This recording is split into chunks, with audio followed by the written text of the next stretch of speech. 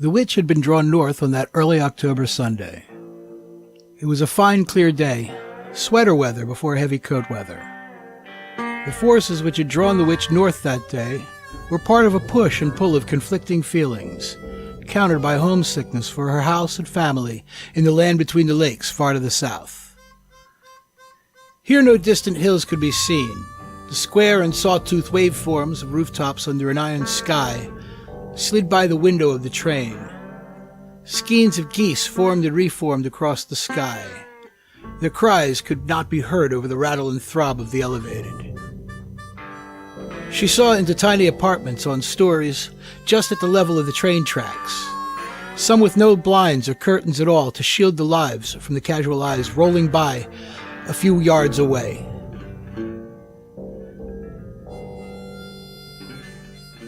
On an industrial rooftop, a water tower shaped like a huge rusty bottle chugged by. Low brick row houses extended to the horizon, punctuated by the steeples and trees. Larger buildings, a school, a hospital, a supermarket. She'd taken the elevated train to the end of the line and wandered around the terminal, settling on a bench to wait for a bus. She studied a group of pigeons, gray and black and white, foraging beneath the train tracks. She ate ginger snaps from a black and orange box she took from an enormous handbag. She and several other travelers boarded the bus. She rode in silence past more nearly identical rows of brick houses. Possibly at random, she pulled the signal cable and left the bus. She began walking, seeking open ground. The various reds and purples of the endless brick were subtler hues of the colors of the maples, oaks, and sycamores that lined the streets. From somewhere, she smelled burning leaves. The sidewalk opened up on her left, on a field that ended at a line of trees, bordering on denser woods.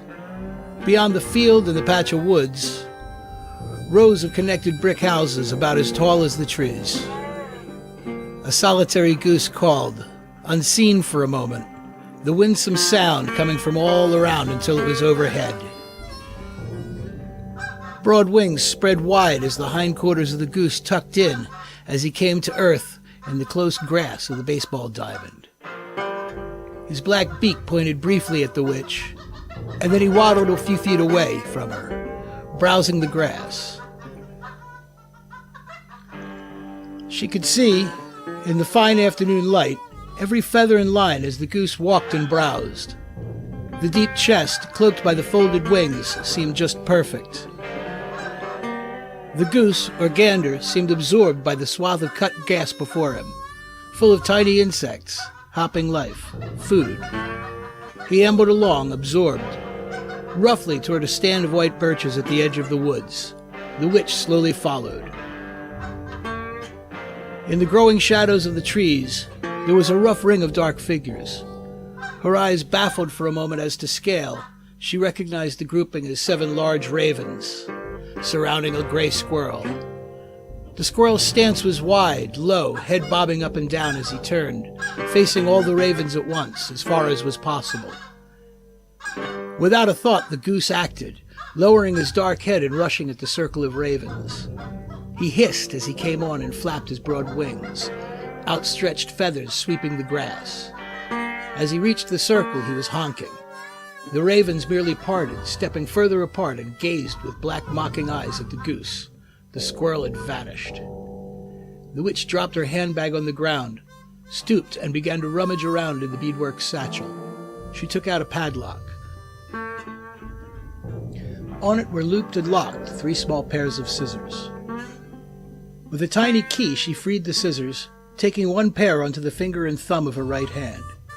She turned towards the goose and the ravens and gestured with the baby's fingernail scissors, rounded half circles at the tips, blades curved. She snipped the air and muttered softly. In the lengthening shadows, a soft light seemed to be cast by the gray and brown Canada goose, soft goose-colored light. The witch stood foursquare to the goose, arms overhead. She sighted along the shears and clipped a piece of the sliver moon just as it rose from behind the trees. The goose light became liquid goose as the creature flowed and stretched. The witch was fully absorbed by the sight before her, the strong shape of man's body on the grass where the goose had been. A raven let out an abrupt cark, and another, closer, darted past the witch, landed beside the open top of the handbag. The setting sun glinted off the bright blades as the black bird flew off with a pair of the freed scissors. Freed, the scissors fled the raven's grasp, spinning through the air. Flying, the raven chased the whirling blades. Hiding in the tall grass, the squirrel was startled as a moving loop of the scissors strikes him. The full weight of the raven came down fast on the startled squirrel, who shifted fast without letting go the flashing steel. The tiny screw holding the two blades together popped free. One blade was caught fast beneath the raven's wing, point pressing the black feathered breast. The other loop was caught in the squirrel's paw. The small shoulders rotated. The bushy tail shot back, away from the raven. The sharp point of the witch's scissors broke the surface of the raven's eye. A dreadful low rattling cry came from the injured bird. The witch knelt by her creation, wrapping him in her purple cloak. She carefully padlocked her remaining two pair of scissors and placed them in her bag. She led her foundling to the bus stop as the ravens comforted their damaged comrade. The squirrel, carrying half a pair of the witch's scissors, had vanished beyond the white-barked birch trees into the beech and maple woods of Pennypack Park.